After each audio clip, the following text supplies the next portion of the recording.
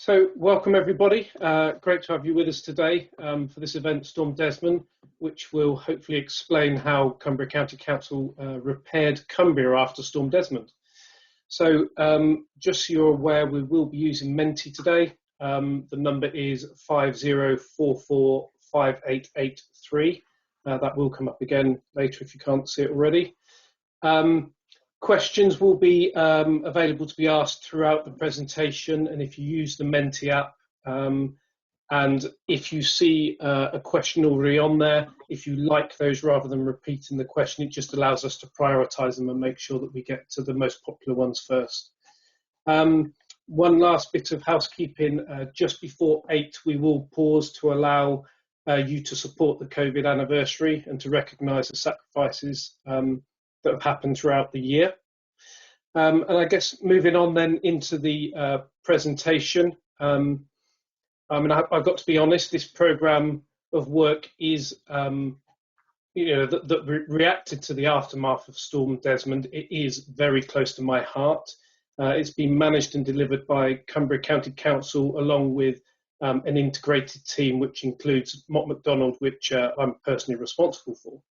So I think the key thing for me on this is just, I can honestly say this is, through all my years of experience, this is the best example of a truly integrated team, totally focused on Cumbria's desired outcomes, and really sort of leaving the badge at the door. And I think, it just goes to show you that this presentation with these motley crew that you can see on the screen are from a mixture of Cumbria and Mott MacDonald. So without taking any more time up, I'm going to pass over to Stephen Hall to start the introductions. Thanks, Steve, and thank you for that introduction. And it's great to be here tonight, and great that you're MC in the evening, because you really have been on this journey with us. A critical friend, but very much a friend from a distance, and at key milestones involved in the project to help shape it. So real pleasure to be with you this evening. We've kind of got a presentation that's got a fair bit of content in it, but also some questions both on Mentimeter and some other sort of structured ones that are there, but also the opportunity for you to ask what's in your head as well. And do ask us those questions. If there's anything really difficult, I'm going to pass it to one of the other members of the team. So that'll be fun. Okay, Dave, can you move us on to the first slide, please?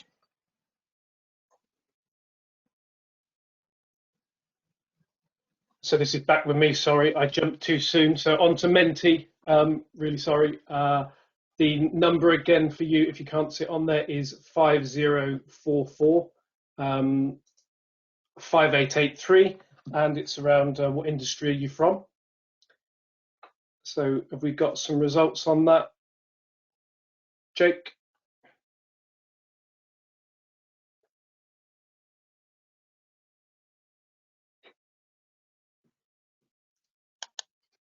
Can't see any results, Jake, at the moment. Defence and engineering.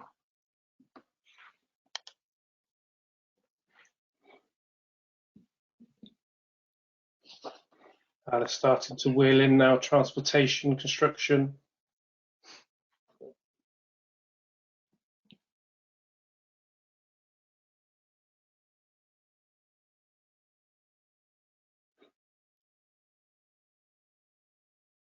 Another transport, nuclear, excellent.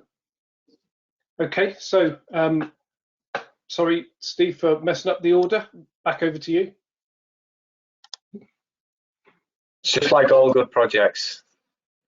You need a bit of storming and norming at the start of them. So we'll just have the next slide up in a second, I think. I've moved on to introductions. Is it not showing at the other end? It looks like it was just about to come up. Okay. Dave. Perfect. Sorry. Yeah. There we go. So this is the slide. Who are we all? So Stephen Hall, I'm Assistant Director for Economy and Environment at Cumbria County Council, and I'm in effect the Senior Responsible Owner for the Infrastructure Recovery Programme, or IRP, as we'll probably refer to it throughout the presentation. For me, IRP has definitely been one of my career highlights. I had the privilege, and I do regard it as a privilege, of being part of the duty command team during the major incident that was Storm Desmond. But one of the only members of that team that moved from upstairs in our fire HQ, which is incident management, to downstairs, which was recovery, and then starting on the journey of recovery, which took the next 3-4 years to do.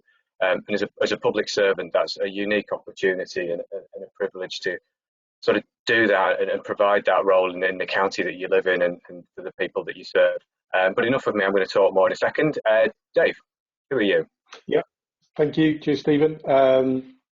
Good evening, everybody. David Brown. Delighted to be here, as Stephen and Steve said, to share our journey. I'm a project director with Mott MacDonald. That's probably the last time you'll ever hear me refer to Mott MacDonald this evening, and any of us. I was a program director for Cumbria's infrastructure recovery program. I was quite privileged to be involved pretty much from the beginning. I think I arrived on the 4th of January, which was about 10 days into the devastation. So from start to finish, I had kind of involvement. Fantastic to see it go from cradle to grave. So I spent pretty much 4.5 years embedded in County Council's world. So yeah, great to be here. Ian. Hi, my name's Ian Rowley. My role was as the Programme Delivery Manager for the IRP. Again, I basically joined soon after David towards the end of January and have worked on this for the full 5 years that we're just coming to the end of. Thank you, Craig. Hi, good evening. My name's Craig Mitchell. I'm a Senior Project Manager with Mott MacDonald. Fortunate enough to work in Cumbria for the last 5 years on what's been a really interesting programme, primarily leading on large structures, but also involved in key stakeholder management as well. Okay, next slide, please. And next one. So this is what we're going to run through. I'm going to cover a bit of an introduction, background and impact, give an overview of the response and some of how we structured the response and some of the controls in there. I'm going to hand over to Ian. He's going to talk in some real detail around the project stages or programme stages that we've used. Craig is going to take us through a particular example of Pulley Bridge, a project within that programme that we're particularly proud of. And then Dave is going to come in towards the end on the commercial blueprint and industry sort of presence and recognition. Then there'll be a brief summary at the end and Q&A. But we're going to take that or innovative in its own right. What we've tried to do throughout the programme is just take small, incremental, sensible steps to optimise what we're doing and then build a programme that really focuses on the key deliverables, focuses on proportionality, but has our values as an organisation and as a team right at the core of everything that we do. So really our story is one of almost evolutionary steps from a business as usual kind of model to how do you deliver something like this quickly and with control. So a couple of, well, 3 key messages, and we'll come back to these at different points. Simplicity, keep it simple, keeping the behaviours of the team and the wider delivery system that sits behind the programme, keep those behaviours and values absolutely centric, and frankly be proportionate. Don't make things more complex than they need to be. I'm relatively simple. I can't cope with complexity. So, you know, that's the kind of approach we've taken. Next slide, please.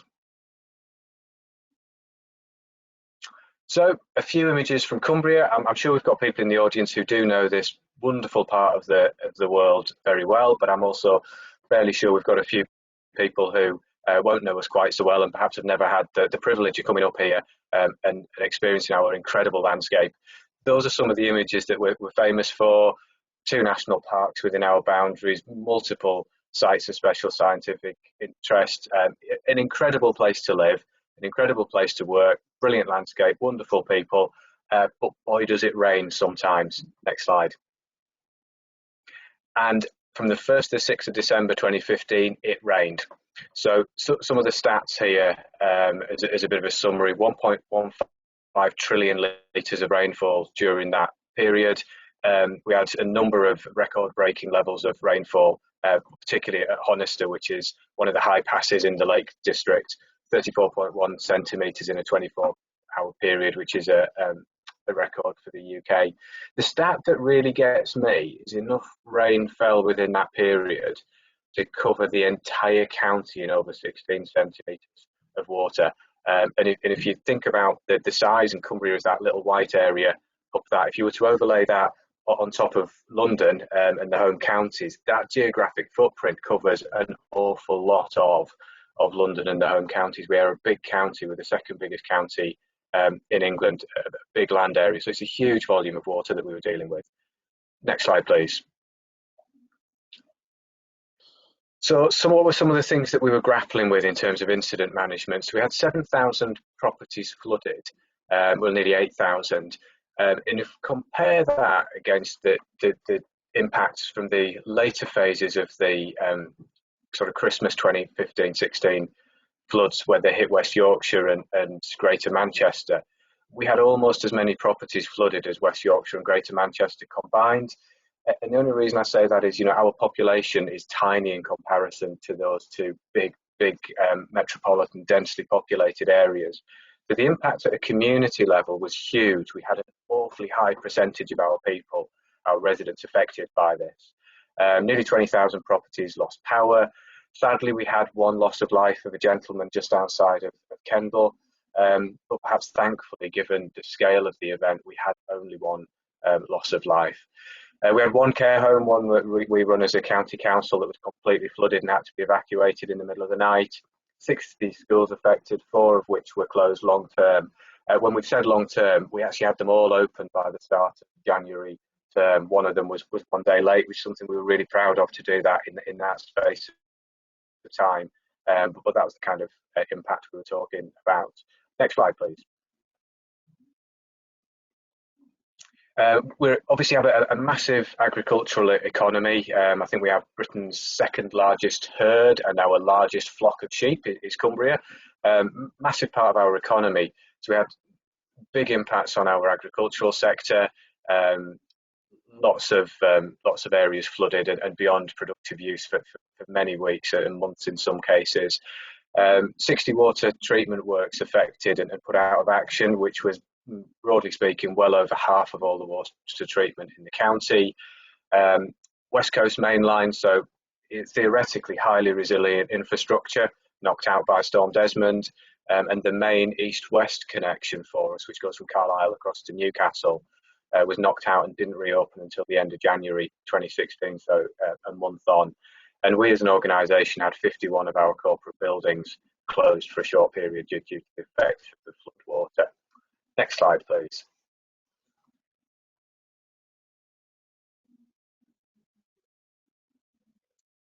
So apologies, I've just lost the screen. Sorry, back again. So those are just some images from around our county, and what was unique about Storm Desmond, because we do regularly get flooding in Cumbria. You know, normally once a year we will have a flooding event somewhere in the county. 2009 and 2015, 2009, 2005, the county was badly affected in particular.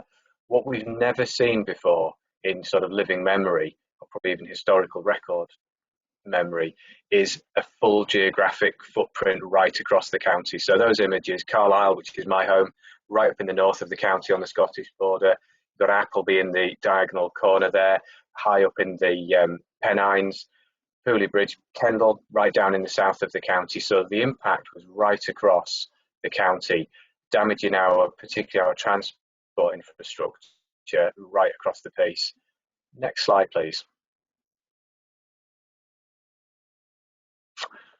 So a few stats on the infrastructure recovery programme. In total, 982 individual schemes, a duration from sort of January 2016 through to December 2019. A little beyond that, we sort of drifted into 2020, and as Craig will describe, with effectively the last significant project in the overall programme having sort of recently completed.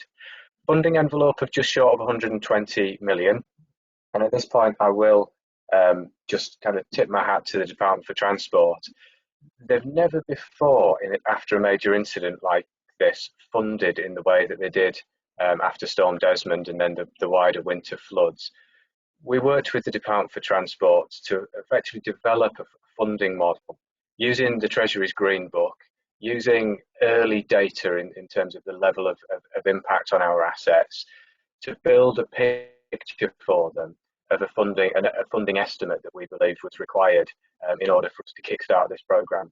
Traditionally, the requirement has been to undertake quite extensive scheme development, get to quite a detailed point before government releases funding to then deliver those recovery projects. And that's certainly what we'd seen back in 2009 when we were affected.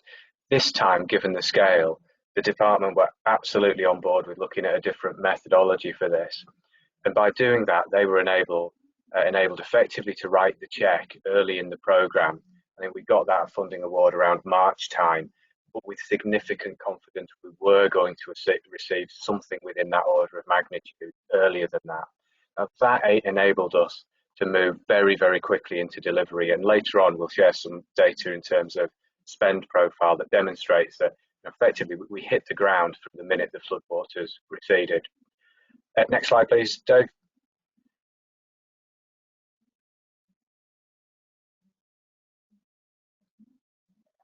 So this is just some images of the before, during and after. So the top one is a place called Bell Bridge. It's a small bridge on a B road, I think, in North Cumbria.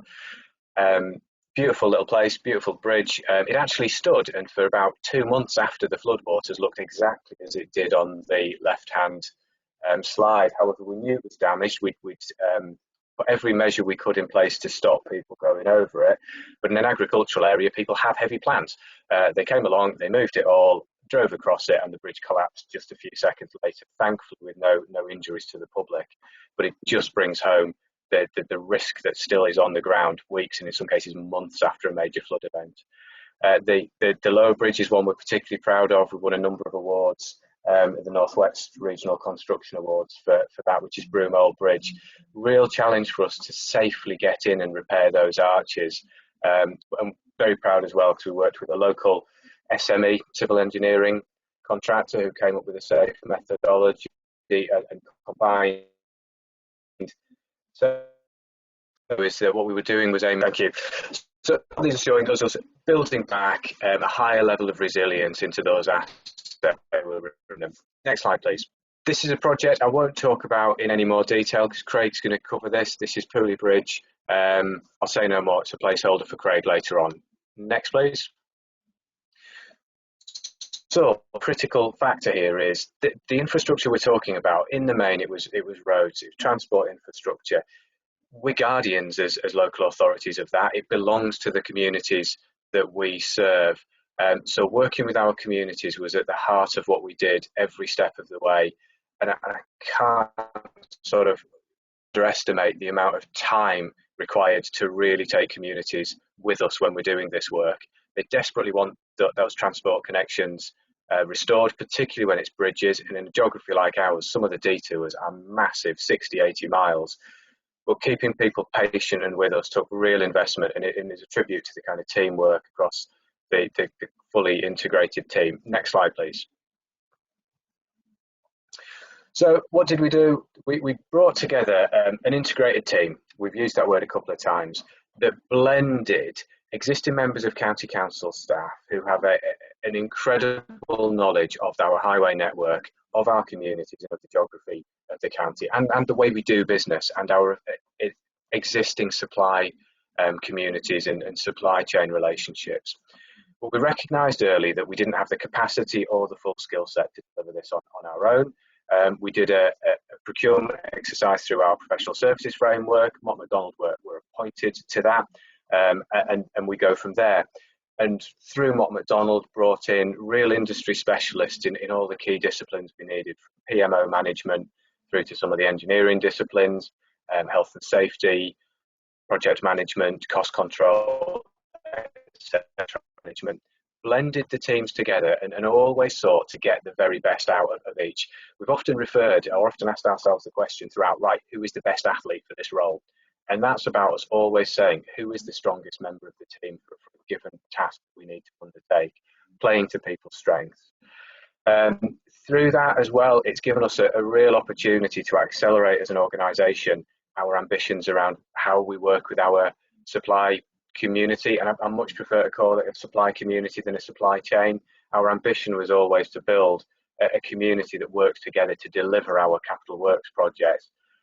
This programme enabled us to do in a year what might otherwise have taken us 3 or 4 years, I think, working with those partners to actually upskill them, to ensure that they had the right systems, processes and safety methodologies to deliver this programme with us. And that enabled us throughout to work in the majority with tier 2, tier 3 SME contractors, which kept an awful lot more of the investment within our own local economy and had a big impact on our kind of GVA. Dave's going to talk more about that later on. Next slide, please.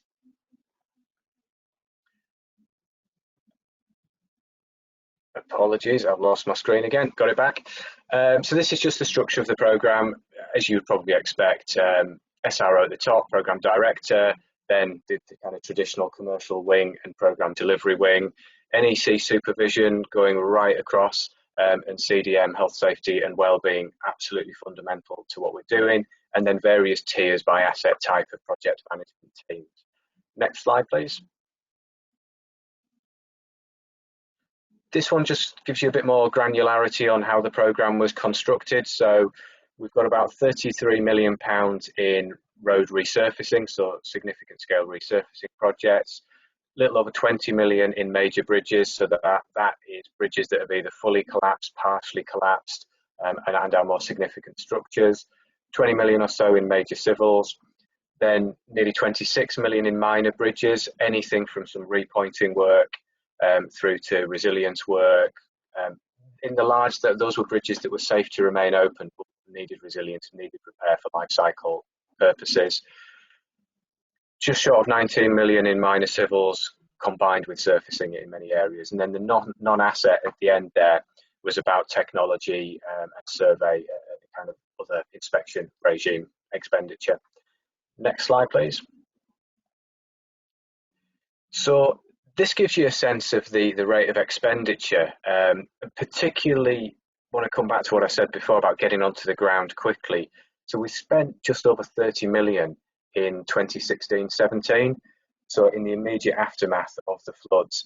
To put that in context, our annual capital maintenance programme of our highway network is around about 25 to 30 million per annum. So it was a doubling of that level of expenditure. Very quick off the mark to get on the ground. And then you see we're on a peak spend year in 17-18. Ian's going to talk around some of the project phasing, but that's where we get into it in effect almost within the programme, business as usual, rapid delivery. And then you see us starting to tail off 18-19 through to last financial year as the number of projects diminishes and we're completing the programme. On the right hand side just gives you a breakdown of the number of schemes delivered, which kind of follows a similar pattern to the expenditure really. Next slide, please.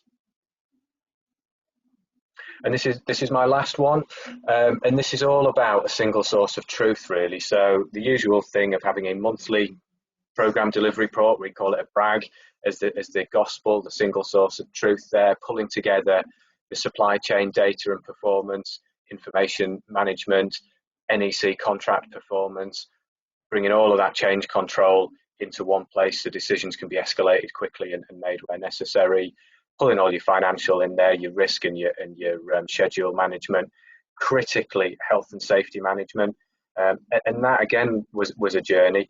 In the very immediate aftermath of the floods, real challenges about safely deploying capability very quickly, and we brought some additional resource in through combination of the council and McDonald to ensure we always had eyes on the ground to ensure health, safety and welfare on our sites. And then looking at some tools like GG and Power BI to track progress and monitoring. And then the piece off to the side there, we've regularly done what we call Dragon's Dens. They're done in a friendly, collaborative way, but with just the right level of pressure test. As project professionals, I think we all enjoy those when we're subjected to them. It actually helps drive motivation in the team. So those have been a regular feature as well. And adapting all of that sort of industry leading process that we've tried to bring in to the council's own constitution, the requirements of EU procurement and our existing service procedures. Because actually, every project we've delivered, we deliver those projects year in, year out. We just don't deliver them at this speed and this volume. So it's been about adaptation and evolution. That's the end of my slides. So I think the next one is questions, and whether anyone has got any questions that they've wanted to raise at this point.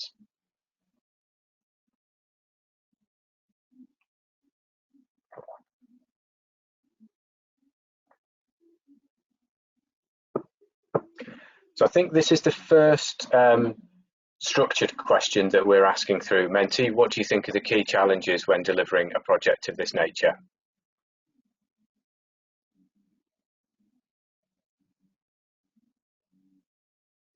So we've got resource coming up there. Yeah, absolutely. Resourcing up at pace is a real challenge. And I think that the way that we dealt with that in the main was to actually lean back into existing supply relationships around that, and the kind of goodwill you've already got within your supply communities around it. Stakeholder engagement, yeah, few of those coming up. Can't overstate the significance and importance. Prioritization is really interesting. I think Ian's going to say more around prioritization, so we'll perhaps leave that one until there. Dave, contract management's come up. Is there anything you want to respond on that? I was just going to circle back to the stakeholder engagement if I can, because I think, again, most programs, projects that you deliver are well thought through, you know, and they follow a generally traditional pathway to get to where they do. You know, I think we used the analogy, Stephen, didn't we, that, you know, Cumbria went to bed one night and woke up and doubled its capital program in an emergency situation. So, you know, everyone was over us wanting to understand what was happening. Never been on a project where comms is just so critical. You know, you often were in being called in to talk to the PM, both morning, noon and night, I think. And that was just, you know, then we've got the local media, politicians, members, community. It was endless. It was relentless. But yeah, so in answer to the question, contract management, I think there's two responses to that, I suppose, for me. There was the bit around MOTS and Cumbria, which was a really mature level of contract management. Stephen just provided the right level of challenge, but recognizing that we absolutely needed to you know, deliver something quite mission critical. So it was important, but it certainly wasn't a kind of key priority given where we were on that one. Sorry, I've gone on a bit too long there, Stephen. That's all right, Dave. I think we have another Menti question at this point, so should we move on to that one?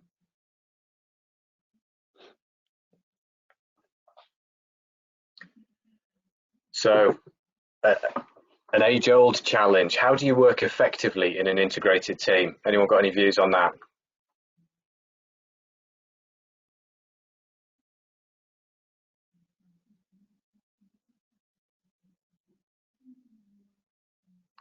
Okay, so yeah, we're seeing some of those key values come up straight away there. Trust, which can only really be built through openness, honesty, and transparency. I think we can't understate how important it is to have that open dialogue. Open dialogue, which is collaborative, but actually collaboration isn't always about having easy conversations. Some of it's times it's about having the tough ones, but doing them early and doing them with respect and openness. What else have we got in there?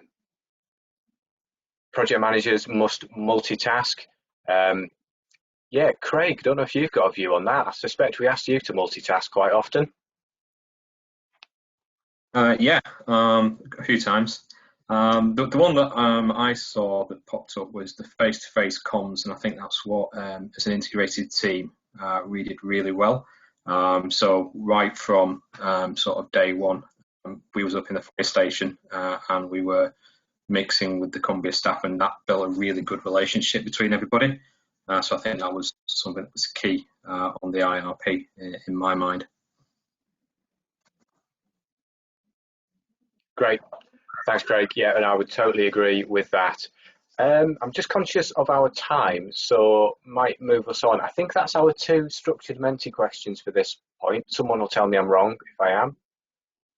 So here's some of the 3 questions we've had come out. Great.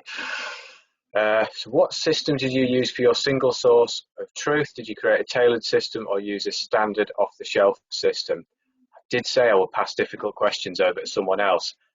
Dave, Ian, do you want to come in on this one? I'm happy to start. I think, did we tailor the system? To a degree, yeah. Systems weren't tailored, but the use of the right proportionate tools was tailored, if that kind of sounds right. So I think we were really keen not to arrive at Cumbria's door with a whole predetermined set of tools and systems, that we deployed elsewhere. So I think what we ended up doing was kind of recce in and doing a bit of a ground reconnaissance on what tools and systems are already there, what we could use, what were fit for purpose, and then bring in kind of just proportionate deployment of tools and systems that would add value and not just be there for the sake of it. So pulling all them together, and it goes back to that bullseye graphic that was on Stephen's earlier slide. I think there was 8 slices of the pie, and I think there was probably about 6 actual tools that we used. They still needed that intelligent glue, so that level of, I was going to say professionalism, wrong word, but that level of expertise to actually use all them indicators and performance reports to actually provide that direction and single version of the truth, and use it to inform decisions moving forward. Ian, anything to add to that? The one thing I would say is that we actually, as the program developed and matured, so did our ways of working. And you should never be afraid of getting to a certain stage and actually evolving the way you work. We did that because we went through probably 3 basic phases, from emergency stabilization to recovery to business as usual. And each of those required a different approach.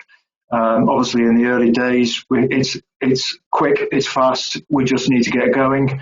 But very quickly, you need to get into some sort of routine, because obviously we're going to be audited. We need to make sure that we are spending the money correctly, that we are correctly looking at the assets, and therefore that level of information, that reporting is so important. But yes, it does change as you move through. Great, thanks Ian, thanks Dave. Are there any other questions that have come up through Menti?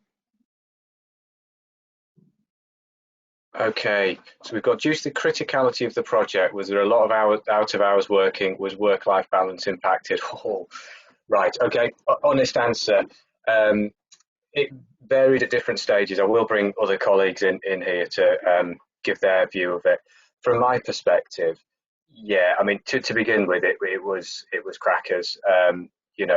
On a personal level, myself and other colleagues from the council team who were part of that command structure, that's 5 days where you're sleeping in a store cupboard in a command HQ, or you're sleeping in the chief fire officer's office for a few hours, and then getting back onto command, and then you're going straight into recovery. So in reality, there was a 3-month period, sort of December after the waters receded, January, February, and into early March, when there were certainly members of the team that during that period didn't have a day off.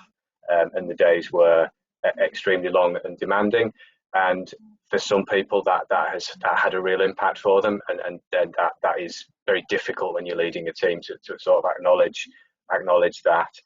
I think there have been peaks and troughs once things sort of settle down a little bit and you move away from an emergency planning disaster management type of working model to something more like business as usual, but with a very strong coffee.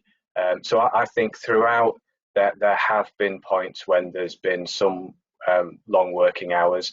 What we've sought to do at the earliest point that we could, once we'd sort of gained control of the situation and had dealt with all of the significant risks to public safety in effect, is try to swap people out, treat this as a relay rather than a marathon. Actually, some people are going to have to run really fast for a period of time. That's fine, as long as they know they're going to get a rest from that and then hand the baton across to someone else.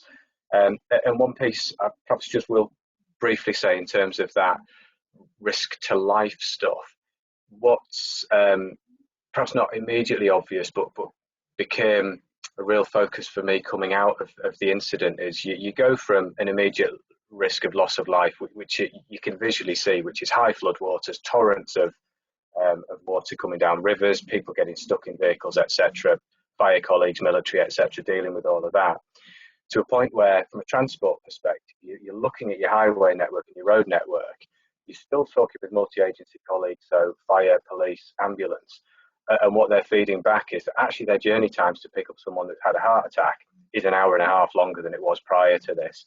So that need for what we call rapid, what we've termed rapid recovery, where we sort of held a mentality which was almost that we were still in the incident, because although it wasn't the incident that was creating the risk to life, actually if someone's going to take an extra 45 minutes, hour to get to hospital when they need critical care, we need to get that transport infrastructure replaced very, very quickly for them. So that without doubt created some very long hours in the early phases.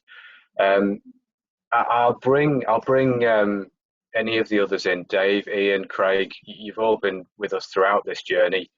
You'll have a view.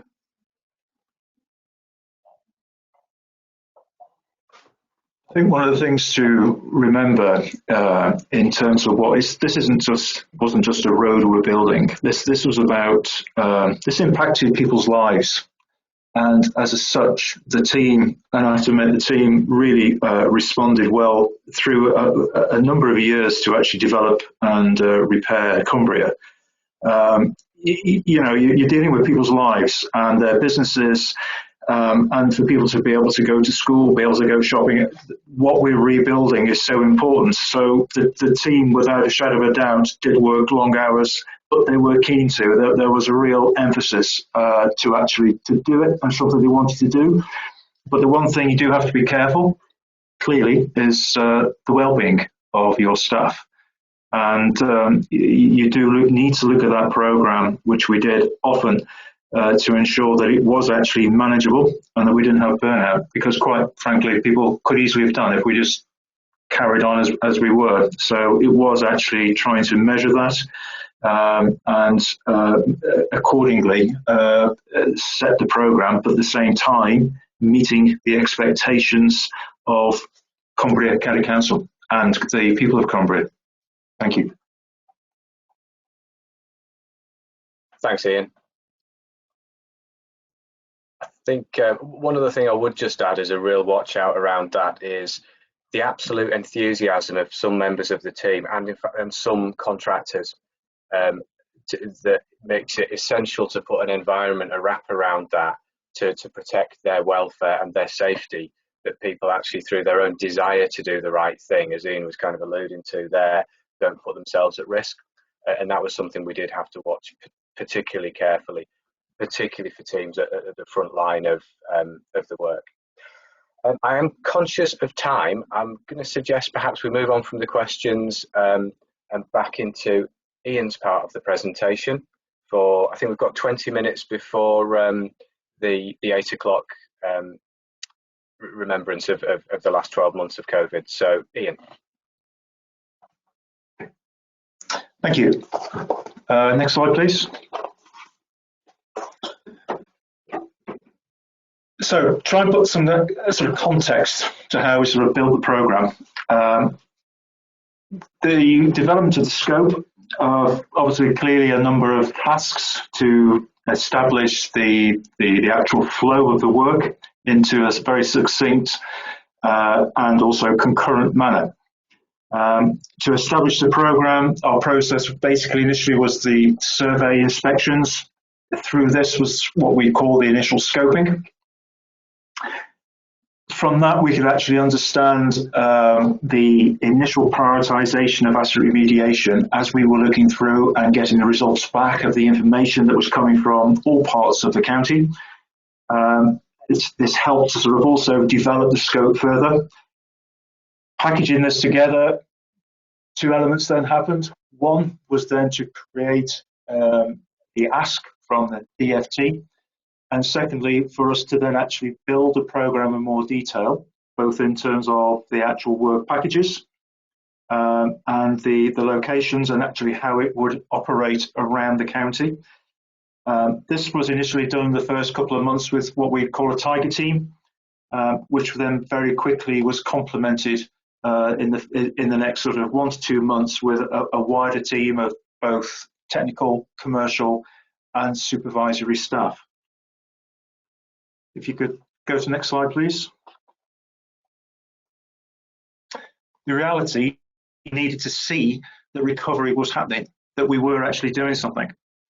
It involved many stakeholders, from landowners to statutory authorities to a whole subset within Cumbria County Council. Cumbria County Council at the time had 3 basic areas, east, west and south. This programme cut across all of those lines to bring all that together and almost like standardise an approach overall, which has sort of been further developed. And I think one of the key things that what we've been trying to do in Cumbria, and I believe succeeded, is the legacy that we've left behind in terms of the work that the team has done. And when I'm talking about the team, it's everyone. It's the Cumbria County Council, it's the council's supply chain to actually work together to develop that. But at the same time, it was also making sure we got the right balance between progressing at speed and mitigating or accepting risk, which this was helped through the former contract and the procurement methodology that we actually adopted, for which David will talk about a little later. Next slide, please.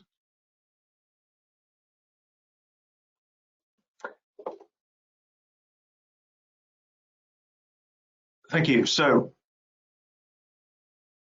emergency stabilization. Now we're moving into recovery. This is where it really had to move up a gear.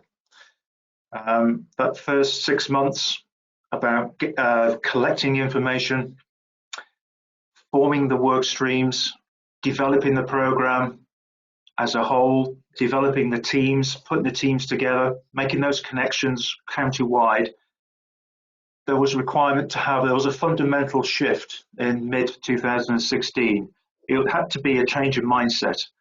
It was a critical requirement to move to this next stage, otherwise the program would just have stalled. If it had stalled, it would have failed. Supply chain was mobilised using Cumbria County Council's existing framework. The prioritisation of asset remediation was then set in stone. And that's actually quite an important part. The prioritisation stage took a long time, but quite rightly, because it set basically what was initially high, medium and low in terms of requirement to actually get the order of the works.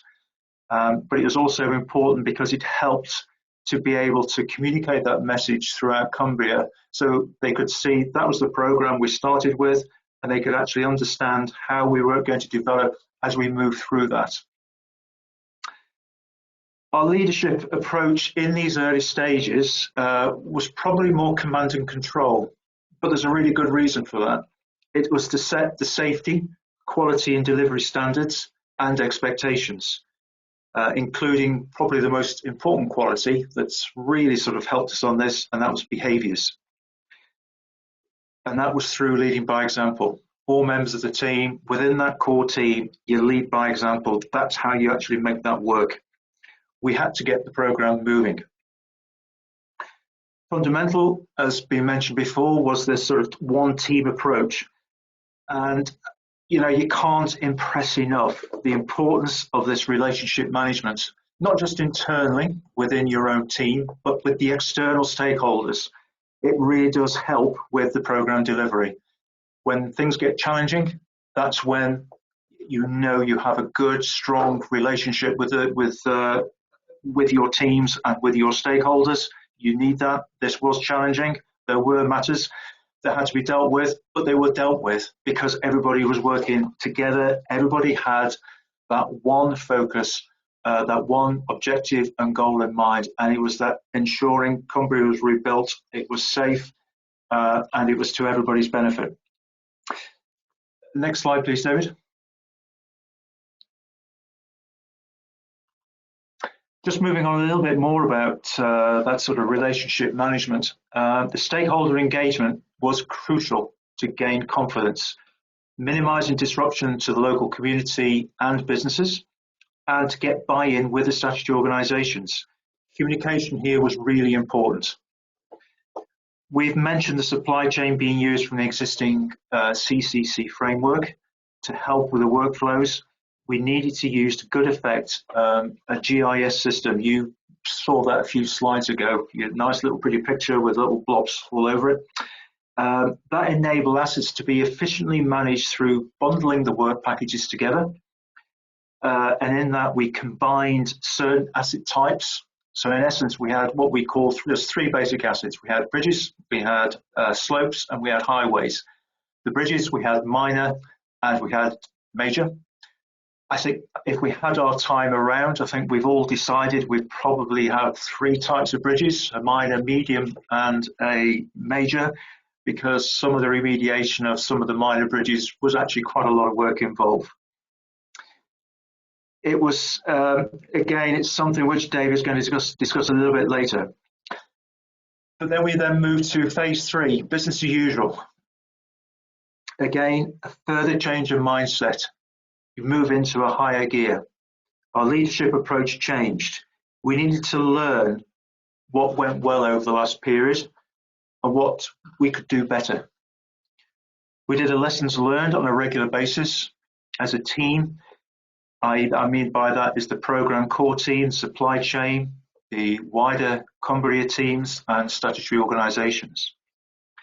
Outputs of this resulted in improved technical solutions.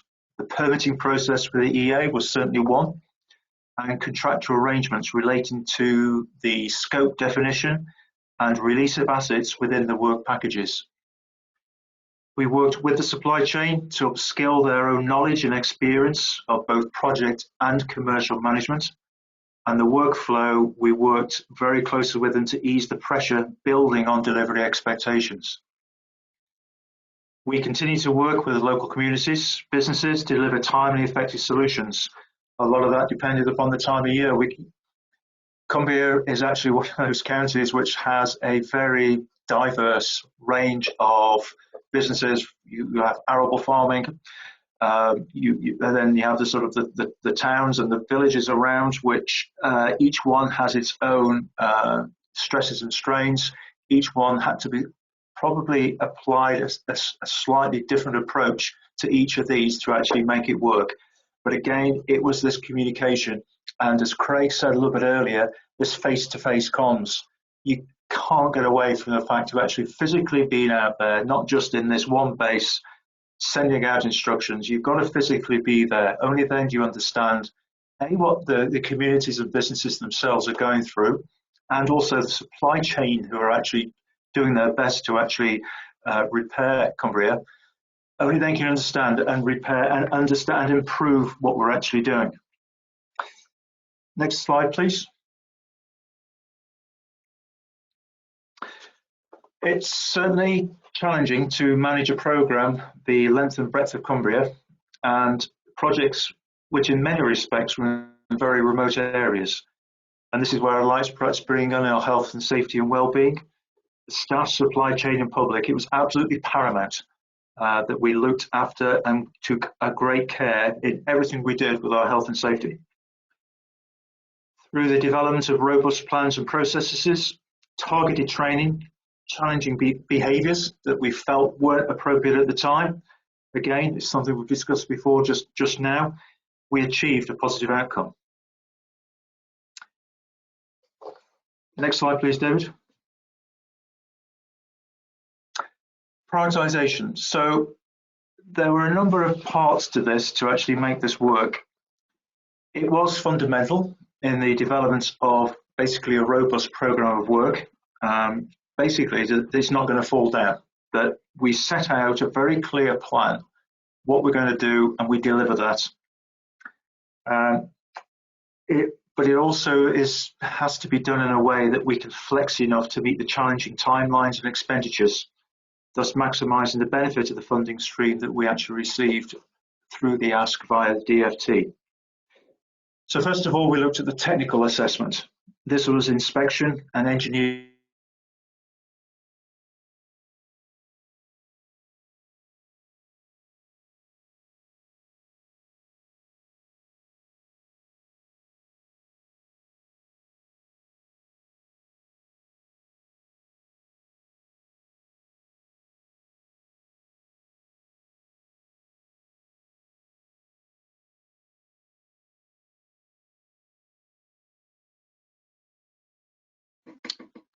The road system around Cumbria is a very north-south approach.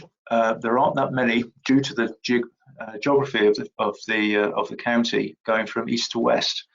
So again, it's about understanding what that economic assessment, economic impact will be. We're looking at the public transport routes. We're looking at the leisure routes. We had to get Cumbria back on its feet. We needed to get it open to the tourist trade. So therefore, it's about looking at those critical routes and looking and working with the local area teams. And again, this is where this communication, it's not just about coming into a program. This is a standard program, you run everywhere, just get on with it. It's about flexing it, that it works with the area that you're working within, the people you're working with. So from here, we ended up with basically two types of prioritization. From a highways perspective, it was a high, medium, and low. And from a bridge perspective, it was on a scale of 1 to 5. And it was interesting that when we did this back in early 2016, probably just about finalized it around about sort of May 2016.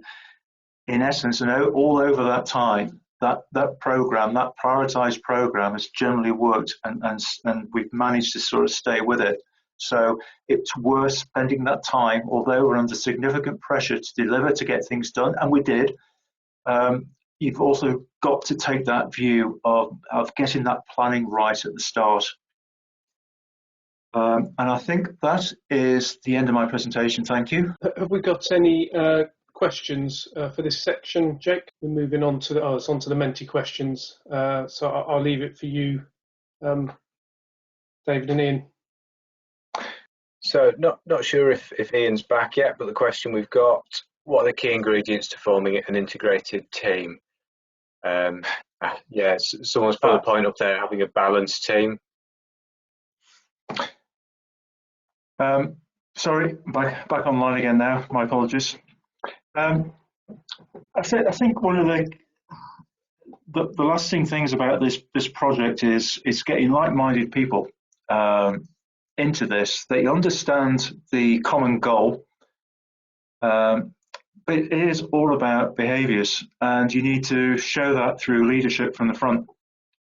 And I think it's about, and I think Stephen probably said a little bit earlier, don't be afraid of addressing matters and issues as they come along. It's only actually being that open with the individuals or the team as a whole, and continually setting, I think it's also continually setting the bar higher at each particular stage.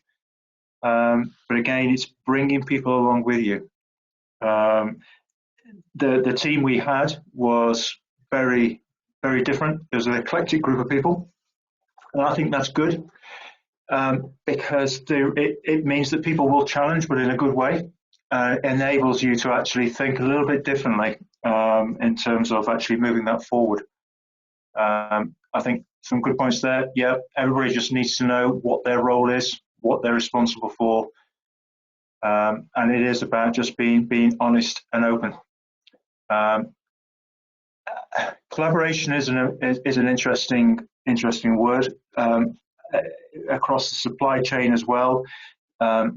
We use the NEC contract, but you also clearly stated the roles, responsibilities of each of those organisations. So it's ensuring that the risk and liability is in the right place, but yes, at the end of the day, you've got to work together to make it work. And we developed that through, for example, from a health and safety perspective, we would actually enable people to actually do a presentation of how certain stages. The Broome Old Bridge is probably an absolute classic that Craig was working on. People were not able to work underneath that bridge because of the status of it at that time, and therefore it was working with the contractor to develop a safe system of work that enabled us to rescue the bridge and make sure it was repaired, as you can see, as good as new. I think that's probably enough on that one, I think. Can I add a few more bits to that, Ian, You can. if I can? Yeah. I think Stephen and I often muse about the integrated team because it wasn't something we set out from to do, was it? And I'll never forget sat in Penrith Fire Station and it rolled off Stephen's tongue so easy. It was just, well, we form an integrated team, and it was that kind of 2-second sentence that lasted for another 4.5 years in terms of, you know, the effort involved in establishing that integrated team. I mean, you know, we talked on Stephen's slide around some of the challenges we faced, and we did. You know, let's be honest. You know, just by saying you're going to form an integrated team and sing Cumbria around the campfire, it doesn't like that. Okay, so the tone at the top, the strength at the top, the leadership, the continual kind of just keep running centre, and when people stray left and right, pull into centre. That happened for 6, 9, maybe 12 months until we finally reached that common ground, you know, that common purpose where everyone fully committed. That wasn't to say that they didn't understand it, but they were fully committed. And I think, you know, the measure of our success as an integrated team was, you know, before COVID, when you could actually be in an office, you wouldn't know who was MOTS, who was council.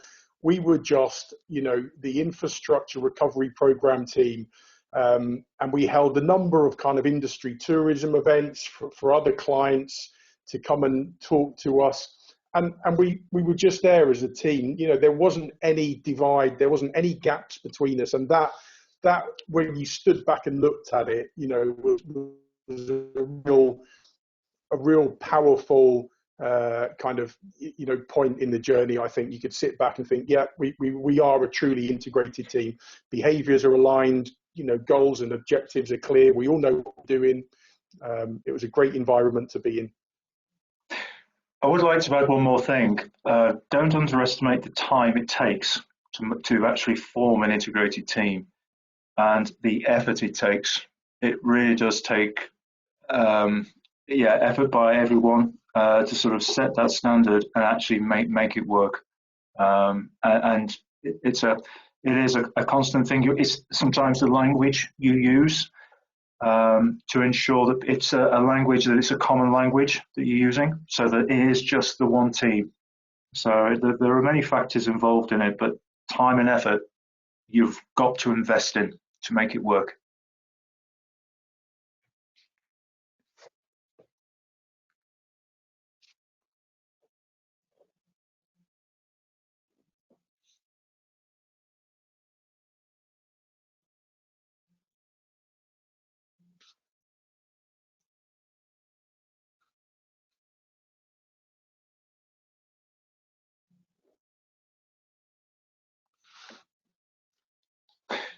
I think from our side, one of the approach taken was I mentioned at the start, the Tiger team. Just having that small core group of specialist individuals brought in to look at and set up, and then from that point, you can't ever get away from that. It just has that level of experience and knowledge to get the basic building blocks in place to then complement it with the wider team.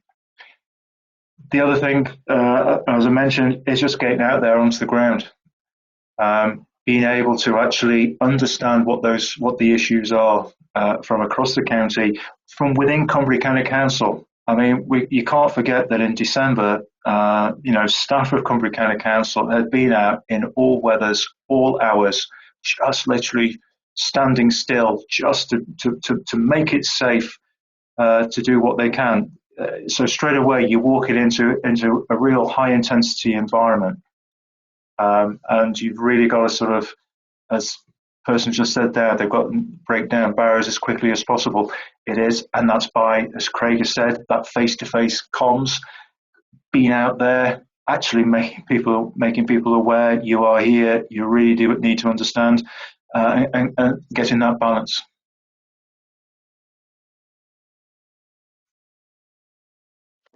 And so whoever's giving you guys a call, we're extremely flattered, but we're also knackered. So yeah, just don't phone us. On a more serious one, there's a piece of work just been done actually and completed. One of the component parts of what we would need it to do was effectively a rapid impact assessment on transport infrastructure, how badly it had been damaged, how critical is that to wider transport connectivity. One of our sort of lessons learned was about having a toolkit for that. There's a piece of work just been finished by the Institute of Highways Engineers and DFT jointly, which Cumbria has been part of, but so has North Yorkshire, Durham, Calderdale and others, which effectively now provides an industry rapid impact assessment. And it was used this winter for the first time after the flooding we had a few months back in other parts of the country, and has really paid dividends in terms of quickly assessing the prioritisation of some of that recovery work. So if anyone's on the call from a transport or a highways perspective, it's really worth trying to get some more information on that. I think there's some links to it on the IHE's website, but I'll try and find out and through APM branch get that across to people on this call. Thanks.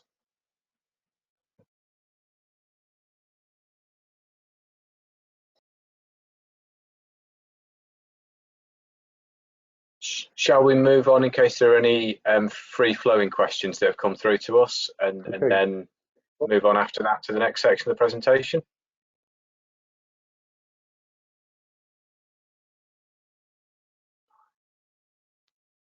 Oh, crikey. How did you define done from a programme perspective? Did we have a clear view from day one? I think my answer to that will be no, we didn't have a clear view from day one. That needed to evolve. What we did do was begin to develop, once we moved into the more planned recovery side of it and had a little bit more headspace to think about it. One of the things that Ian, I think in particular, led on was the development of an asset handover protocol, which was about handing over repaired assets back to our highways service as ultimately the corporate asset owner. And that was a really important piece of work, so that they had absolute clarity on the nature of the asset and its engineering credentials of what they were getting back. Definition of complete from a programme perspective is a tricky one. We had an overall schedule of the damaged assets, and unfortunately we haven't had enough funding to complete every single one of them, and I will give that nod back to the DFT yet again. They wrote a cheque very early, and they wrote a cheque that was very significant. Ultimately, we would have needed a little bit more money to do the entire programme of work. So some of it has now gone into our annual highway maintenance programme and will be dealt with over the coming years. The lowest priority schemes, that is. I don't know if anyone wants to add an answer to that question.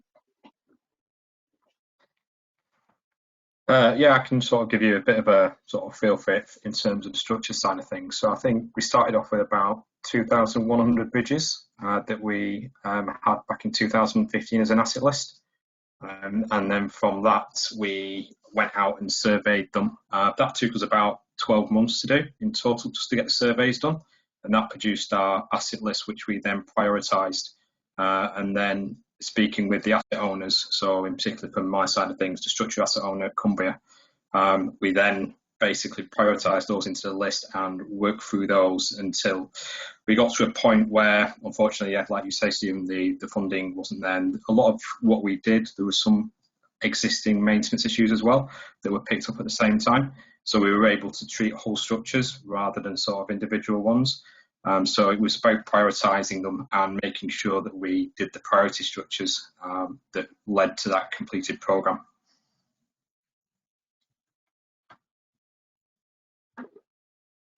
Thanks, Craig. Any other questions you want us to deal with at this point?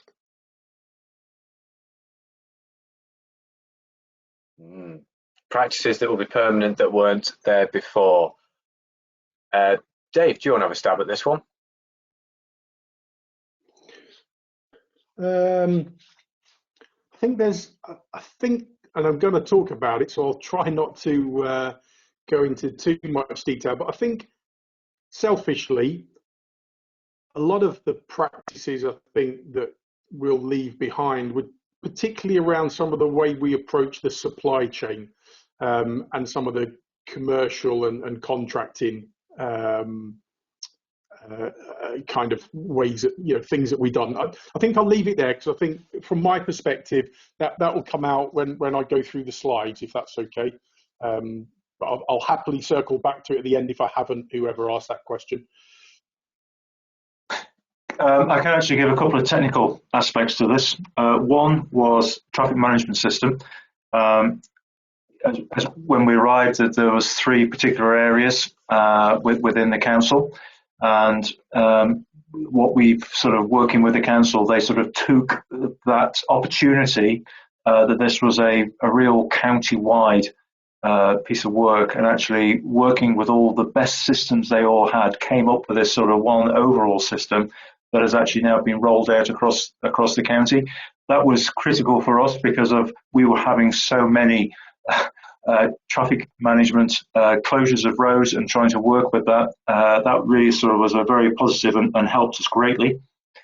And I think generally, I would say that there's the upskilling of the supply chain in terms of design and build, and particularly the 2-stage design and build approach, utilizing the sort of the benefits of early contractor involvement, and without a doubt that's is sort of reflected a little bit more now in with certainly some of the members of the supply chain. That is going to be a benefit to Cumbria in the future. And there's a couple of others that I could add to that. So we did early days in collaboration with the DFT. We did a video survey of the entire highway network. I think that was the first time that had been used at scale as a technology for a local road network. It's become, in the last 4 years, almost, that we're seeing that rolling out more and more across highway authorities. But at that point, it was a bit of an innovation, and that fed into categorization of the highway and the ask being able to be made really quickly to DFT, because the outputs from that kind of technology are really, really quick. The other thing that we've now got, which is, I suppose, a little bit more techie in nature, is we had some kind of Heath Robinson attempts to use radar to survey underneath bridges that it wasn't safe to get divers underneath. As a result of those attempts, which gave us some helpful data, though not fully, we've now developed with the DFT a kind of 4-wheel drive heavy vehicle capability that can go into bridges underneath them after flood events, get high def camera footage and radar imagery that then can be used by bridge engineers to make initial assessments in terms of structural integrity. And that's an asset that's now available to any highway authority. We host it. It's been deployed recently after some of the winter flooding events in other bits of the country. But yeah, there's more in Dave's bit of the presentation. Should we, conscious of time, move on to Craig's section of the presentation?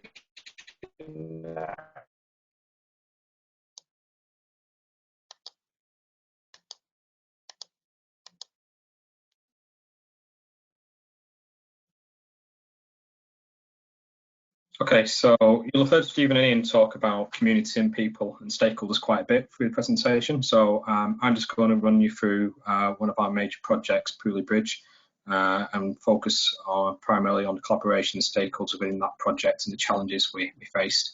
Do you want to move on to the next slide, Dave?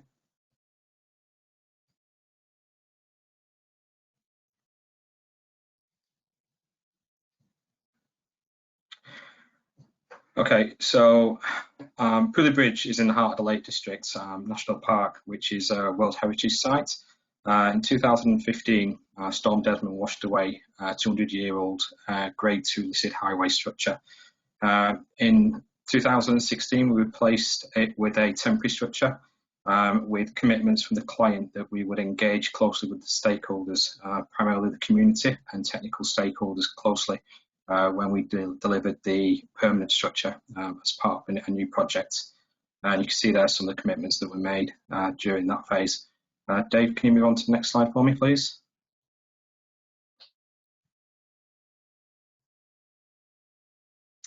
So we undertook a 12-month feasibility design stage, which focused on stakeholder aspirations and constraints, and some of them are listed there on that slide.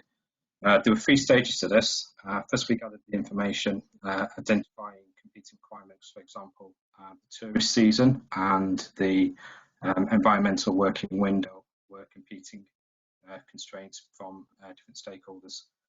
Secondly, we shared the individual aspirations and requirements as well as the constraints in open forums, so we discussed them with the larger stakeholder groups, so each stakeholder understood what the constraints and aspirations of each other were. Finally, we collaborated and planned a project based on shared objectives and constraints and presented the proposals to the stakeholder community as a whole for agreement. So when we planned the project, all stakeholders understood the manner in which we planned it. For the project, we communicated the choices and made we communicated the choices and constraints within which those choices were made. This allowed stakeholders to understand the decisions made, to feed into the decision-making process, and if necessary, accept the compromises that were having to be made. Can you move on to the next slide, Dave?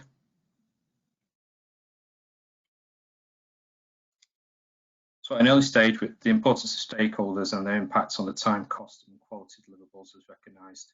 The importance of managing the stakeholder community to minimise negative impact was seen as critical to delivering a successful project. Challenging constraints were managed through agreement between all stakeholders in open forums so that decisions could be supported by the broader stakeholder community. This allowed broad stakeholder aspirations to be considered and realised, increasing the project's benefits as a whole. The open engagement process was underpinned by a structured stakeholder engagement plan, which tracked around 300 different stakeholders through all stages of the project lifecycle. The key benefit of this open shared approach to managing aspirations and constraints was that it led to a more effective decision-making process, taking account of the stakeholders' inputs. Can we move on to the next slide for me, Dave? Managing the constraints in a collaborative way allowed us to deliver a unique structure. So Pulley Bridge is actually the first stainless steel road bridge in the UK. It allowed us to make smart decisions along the way. The project was delivered within budget, despite it being delivered primarily in the period during which we were impacted by COVID-19, with stakeholder relationships actually helping us resolve issues around that. This, together with the successful completion of the new Pulley Bridge, demonstrates the importance of stakeholder engagement, particularly within the IRP programme. Can you move on to the next slide, Dave? I think it's just general questions after that.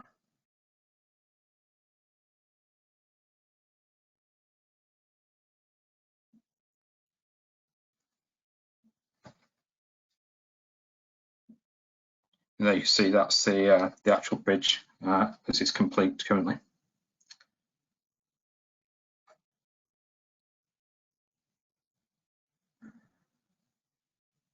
Okay, next slide, Dave.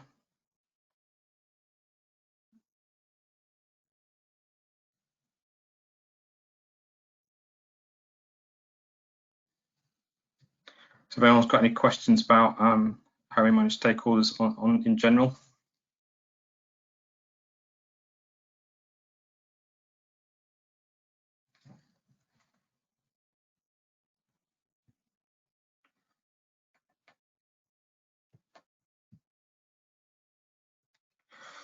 So did the infrastructure programme also cover schemes focused on trying to mitigate impacts of future flood events in addition to schemes to repair damaged infrastructure? Yes, so resilience was a key part of a lot of projects. So looking at, in particular, flood risk to minor bridges when we were repairing them. So it wasn't just about sort of looking at the damage that had been caused purely by the flooding in 2015. We also looked at ways of making sure that the assets that we treated were resilient against future flooding events.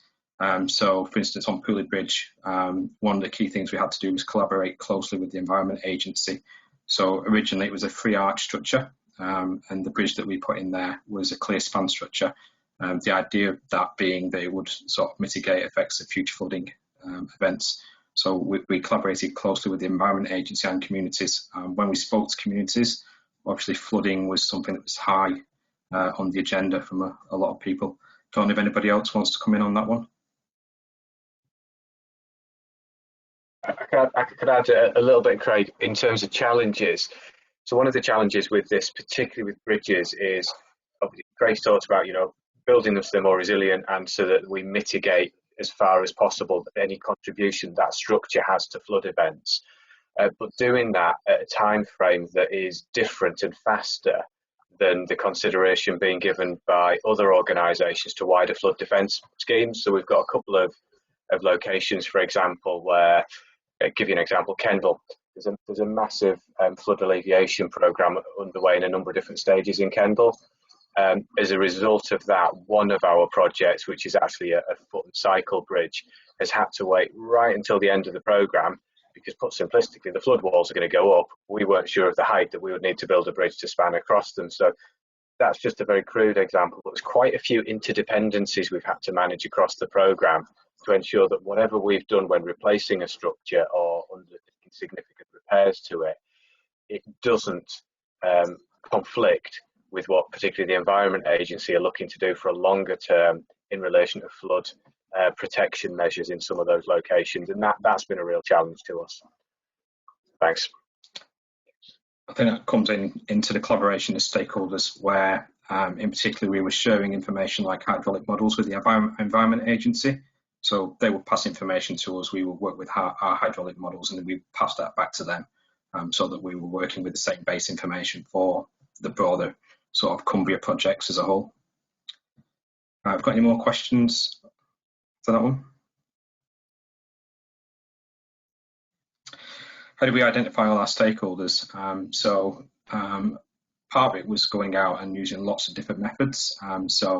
Initially through engaging with key stakeholders within the community. So parish councils would provide us with the stakeholders in relation to the local community, but also having built up, Pulley Bridge was one of our last projects. So we'd already, over that stage, over the 5 years, built up quite a lot of relationships, in particular in bodies such as the Environment Agency, Natural England, within the Planning Authority. So building on those relationships as well. And I think that was key in delivering the infrastructure programme as an whole.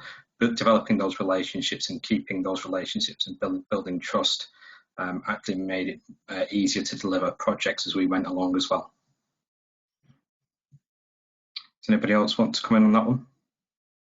It's also, I'll add a little bit, Craig, it's also one of the things that by blending that team between a project delivery team and the business as usual highway maintenance teams and the knowledge there, those teams who manage the road network day in, day out, year after year, just instinctively know all of the local community and other stakeholders necessary. So you blend those two things together, and actually that pretty much 9 times out of 10 gives you your full list of stakeholders you need to work with. Thanks, Craig. And then the other thing as well I would add to it is you never fully identify all your stakeholders at the outset. The stakeholder management plan that we had on Pulley, for instance, that grew and developed as the project went along. We always met new stakeholders along the way, which is interesting. I've got another question after that one.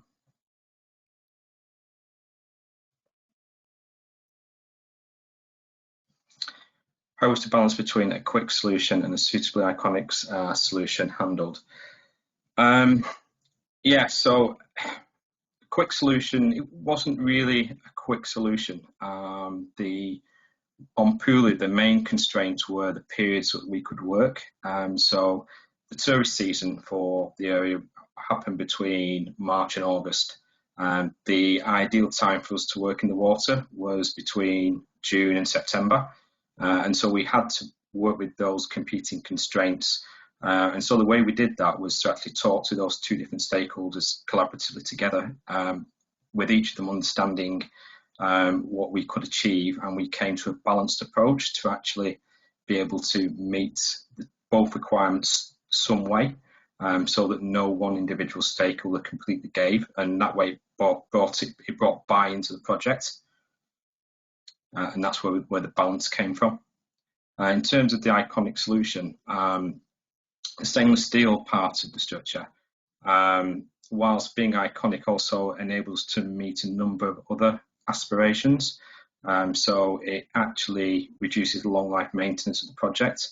It enabled us to build the bridge offline as well, because the structure is much lighter, so we could build it offline and lift it into place.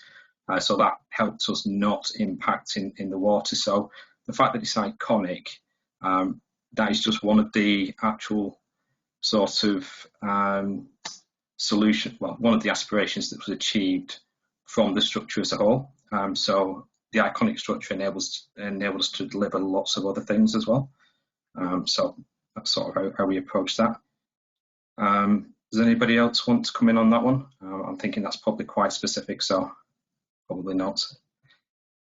Craig, I think it's probably best if we move on to David's part. Okay. Yeah, sure. And then we can come back to any further questions right at the end. Okay.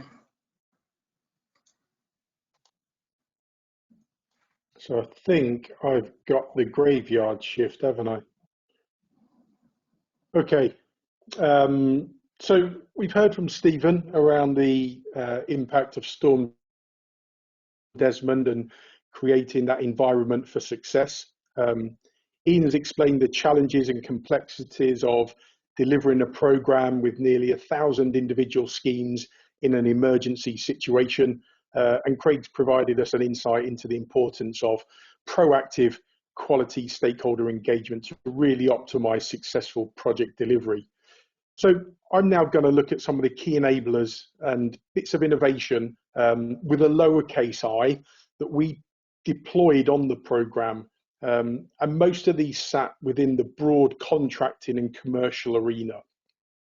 So given we anticipated 70 to 80% of the program to be delivered by the supply chain, it was crucial that we developed a appropriate program level commercial and contracting environment. And this took the form of the blueprint. So the blueprint provided an overarching approach and had a number of key ingredients, which were all relatively small and simple, but when combined, had a significant impact on the ground. And the creation of the blueprint gave us a vehicle to transfer our program level behavioral approach through to the supply chain. So key elements: NEC contract. As an organisation, the County Council has a number of contracting forms, but as we all know, contracts are like languages, and you really struggle to speak more than one or two fluently. So we decided to adopt a single NEC contract language that meant we could be more consistent and confident in our application and utilise off-the-shelf software to help us manage our contractual obligations more diligently. As we know, the NEC contract is very much labelled as the industry behavioural contract, and it aligns perfectly to our blueprint. The flexibility in contracting options was also well suited to the varying levels of scope maturity across the 1,000 or so projects. And it gave us a platform to be able to cascade our behavioural values through to the supply chain.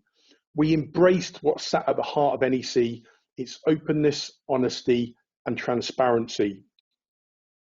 Design and build. As we've seen, Cumbria has a rich and varied historic asset base where a considerable level of knowledge and heritage and artisan skills exist in that contractor environment. So it was imperative for us to lock these in and optimise the benefit of early contractor involvement through design and build. We believe that adopting a traditional design and then build approach could have added a year, maybe even longer, to the programme. So as a result, we believe this approach not only achieved improved buildability, but also sympathetic outcomes to the projects that we undertook. Accredited project managers. So yeah, we decided that NEC was the right contract to build on our behavioural approach.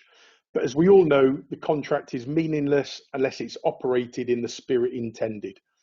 So we invested in a highly capable team of accredited NEC project managers to really extract the value from the contract. And at the time we'd done this, the County Council had circa 10% of all accredited project managers that were registered in the Institute of Civil Engineers NEC3 PM Register for Highways and Infrastructure. Bit of a mouthful, but that was a significant level of intellectual horsepower on one programme. But we didn't let that turn into a David and Goliath relationship with our supply chain. Instead, we used it as an opportunity to share knowledge and upskill their own resources. We supported the supply chain where we could to try and create a more equal environment. And in operating the contract, not only did we go as close as we could to the contractual boundary, but we actually reached over and gave help to our contractors where needed. Ultimately, we created a fairer and more balanced contracting environment, which promoted longer term, mature, sustainable relationships between the County Council and the supply chain. Maturity model. So again, as we all know, NEC provides us with a number of main options depending on maturity or scope. But selecting the right option can be challenging as you're balancing scope maturity with risk appetite. So which is the optimal option for the scope you're trying to deliver? Well, we developed a self-assessment tool nicknamed the 5 R's to add rigour and rationale to our decision-making processes and help guide the teams to the right answer. So there were 5 simple questions. R1 was around risk and the maturity of the works information. R2 was around resourcing and the capability of the individuals to manage the contract. R3 was around reporting, so tools, systems and back office functionality necessary to manage the contract. R4, remuneration, so finance, budget and time considerations and constraints. And R5 was role, the natural default culture and behaviour of the client. These were self-assessed, scored and plotted on the maturity matrix.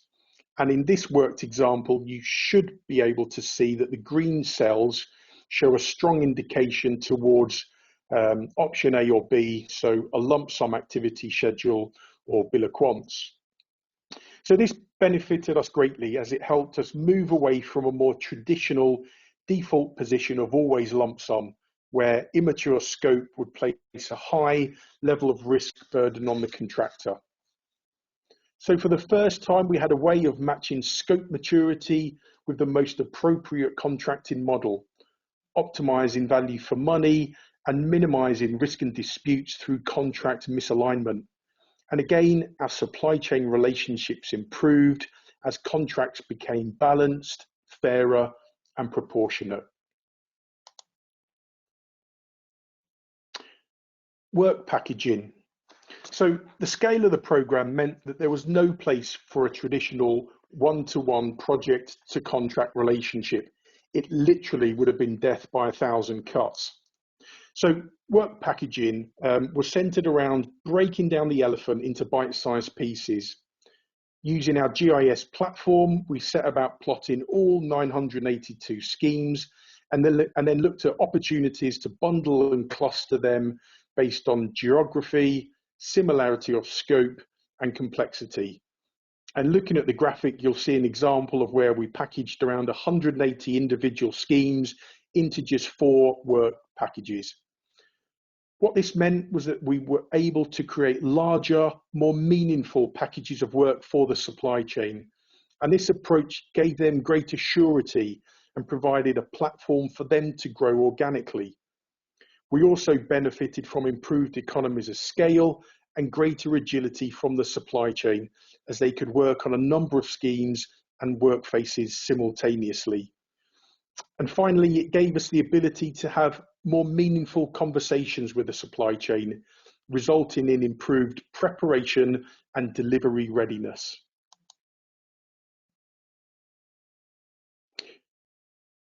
Progressive asset release. So we've looked at the contracting landscape and looked at how we broke down the programme into bite-sized pieces by way of work packaging.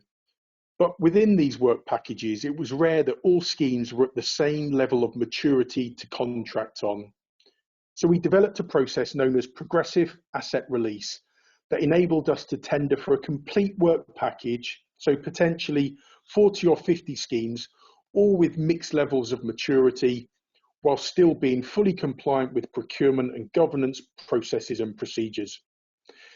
So this worked example shows a work package with 5 assets. 3 are at a level of maturity that can be contracted on, and 2 still need further development. Traditionally, we may have left assets 4 and 5 and developed them offline over time. We would have run our procurement exercise, gone through the necessary approvals process, and then awarded a contract for assets 1, 2, and 3. But in the progressive asset release strategy, we tendered and sought approval for all 5 assets. So how did we do that? Well, assets 1, 2, and 3 were straightforward. They had a mature works information and were contract ready. For assets 4 and 5, we used our original base estimate, and then using NEC's Schedule 6 cost components, we created a shopping list of labour, plant and materials, profits, percentages and overheads that all mirrored our original base estimate envelope. This meant that all tenderers were pricing on an apples for apples basis, and for us meant that we locked in that competitive commercial tension at tender stage.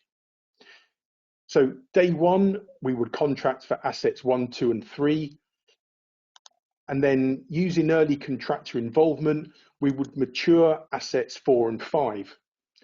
Only when we had an agreed time cost quality package for assets 4 and 5 would we use the NEC compensation event process to instruct into the main contract. In assessing the commercial elements of assets 4 and 5, we had clear line of sight from the original competitively tendered rates, which acted like a golden thread all the way through to the compensation event stage. So we believe we were around 30% more efficient in our pre-contract activities due to less tenders and a single streamlined governance process. Progressive asset release gave us seamless continuity in delivery. The individual projects, we had removed subsequent procurement downtime from the schedule. The immature scope of assets 4 and 5 had the added benefit of early contractor involvement and valuable buildability baked in. There were no heavy legal redrafting or amendments. Vanilla NEC already provided all the levers and mechanisms to make this happen via compensation event procedure. We simply drafted out a section within the ITT to explain the mechanics of how it would operate. And finally, there was no contractual commitment to assets 4 and 5. Our approach gave us the best of both worlds. We locked in the competitive commercial tension at tender stage, but kept the assets on our side of the contract fence to decide if we should vary into the contract or not. Okay, existing frameworks. So before the IRP programme, the County Council worked hard to establish a Cumbrian and regional framework capability. And we knew that it was this level of in-county and regional commitment that would really optimise a successful outcome. But it could have been all too easy for us just to call in a large national contractor, given the size of the programme. So we anchored our blueprint around the use of these existing framework suppliers and invested time and effort to understand each individual contractor's skills, capability and capacity, and in return provided good visibility on our pipeline and approach to delivering the programme. As I said earlier, around 70 to 80% of the IRP programme was anticipated to be delivered by the supply chain. So this local hearts and minds approach was crucial to the success of the programme. What we also created was a supply chain that were emotionally connected to the work that they were doing, because in some cases they were working in their own towns and villages, and it's that level of connection that's proved invaluable to the programme. As a result of this, we've also added significant value by way of our socio-economic footprint. We spent around £71 million with the supply chain, £44 million of which was awarded to organisations based in Cumbria.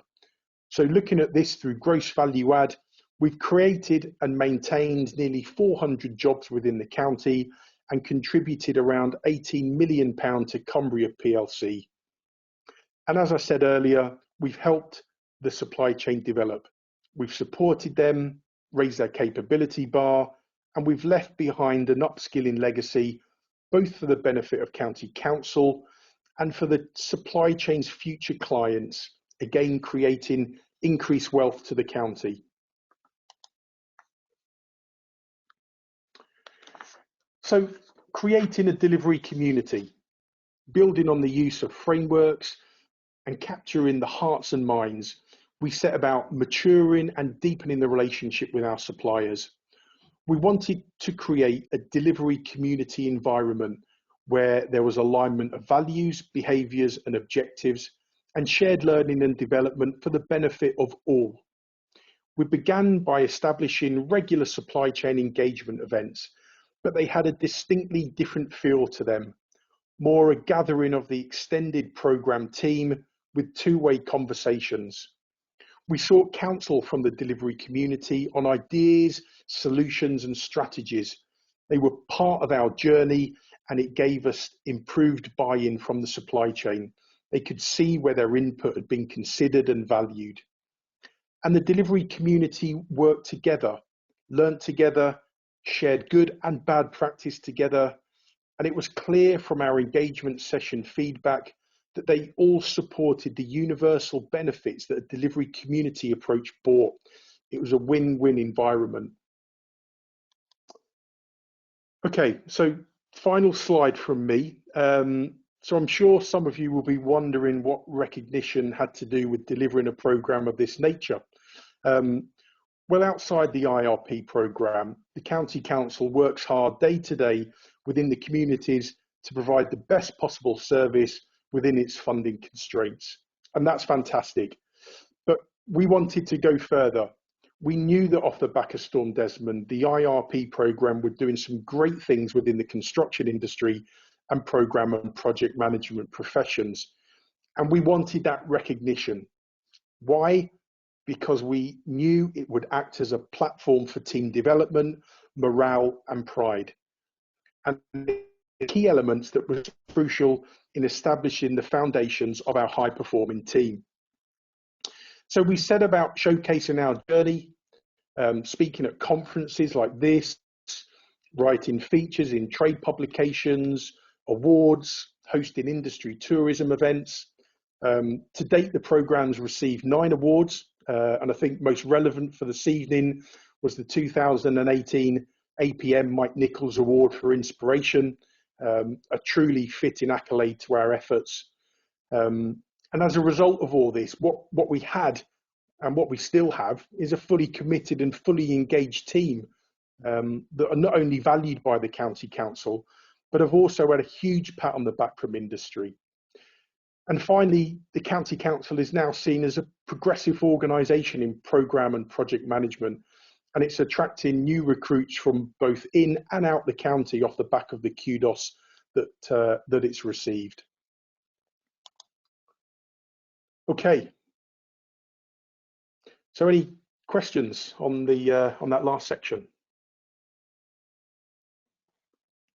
What input did you get from the local community?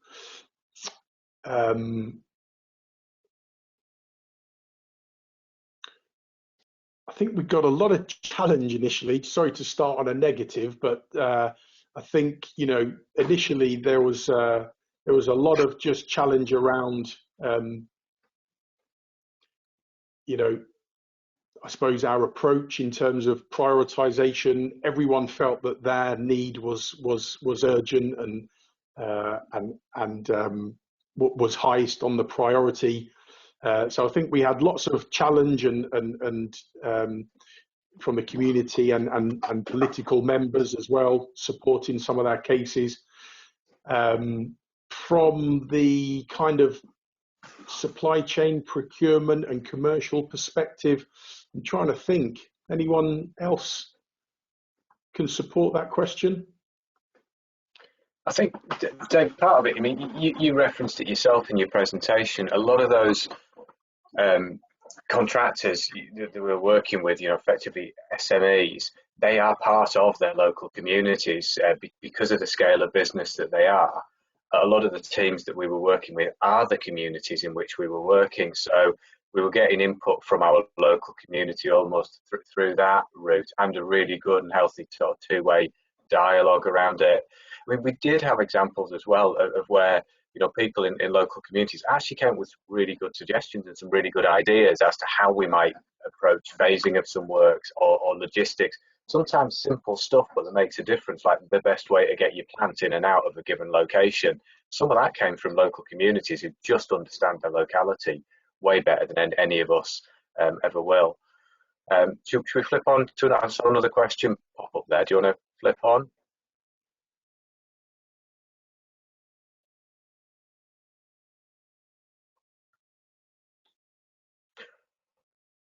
Crikey. What would we like to share? So yeah, firstly, sadly, I think whoever's put that up is quite right. We're seeing more of these events nationally and globally in terms of extreme weather events. I think the thing we really wanted to share, or personally that I wanted to share, and others will come in, was there's no one thing in what we've done that would be the kind of magic bullet as to what we would say share. I think it's the piece around adapting to how you're going to undertake a program like this, adapting your industry tools, knowledge, skill sets to the local landscape, because the right solution in Cumbria may well not be the right solution in the middle of Birmingham or in the, you know, in the southeast or in the Thames Valley area. That the right solution and approach is going to be shaped by your own locality and the interplay between what, you know, what has resulted from the weather event and how you're going to structure that program to respond to it. I'll be honest, I do have certain biases, which I think it's been an enormous success, the way that we have worked with sort of the smaller end of the contracting supply chain. That's brought incredible benefits from my perspective, but I've got a brief that covers economic development for the county, so I would say that. So I might throw this one open a little bit wider. David, I'm sure you've got a view on this. I suppose my thoughts, Stephen, were going back to more the manual, the toolbox, the approach that you developed afterwards, so that you almost had something, dare I say, on the shelf that acted as the right, you know, there's an emergency, here we go, we know what to do. You know, there was the learning that came out of the program, you know, baked into a route map for next time it happens. And that's the thing I think we're all saying. We know that these natural disasters are more frequent. You know, there's hardly a month goes past over autumn and winter where, you know, a part of our you know, country isn't impacted, not to this scale, fortunately, but localized disasters in Yorkshire and things, you know. So I think sharing that and having quality engagement with other councils, county councils, to kind of, you know, dissipate that knowledge is a great thing to do. And we've tried over the years with, I say we've tried, that sounded negative, you know, we've engaged with others over the years, particularly in the Northwest. So yeah, I think that would be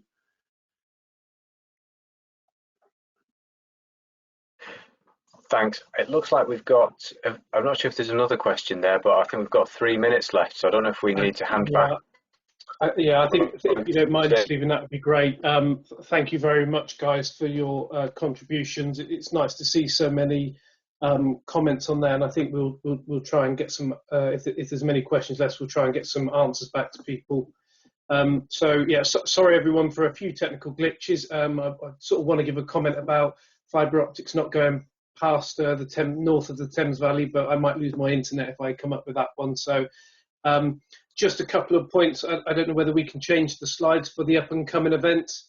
I know we were asking for some corporate feedback from people if your companies belong to the APM, and we're really asking how the Thames Valley branch can maybe try and help you get more out of your memberships. Would be really interested in any responses on that.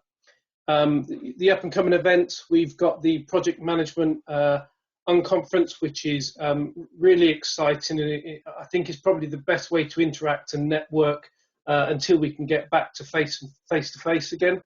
A responsible project management is coming up in May and June. We've got NEC contract management bite-sized events, and we're trying to do one a month of those. I think that's going to start in June, I think. But again, we've got a number of things that we want to do with the NEC bite size. If you've got any areas where you want us to specifically focus on, then please let us know and we'll see if we can fit that into the programme. Local PM meetups are coming, and a World Cafe style interactive meeting also. Again, another good thing to do until we can get face to face. So just keep watching the APM sites and contact us if you need any more information. Massive thank you to everybody. Amazing presentation, amazing program. So thank you everybody for your time.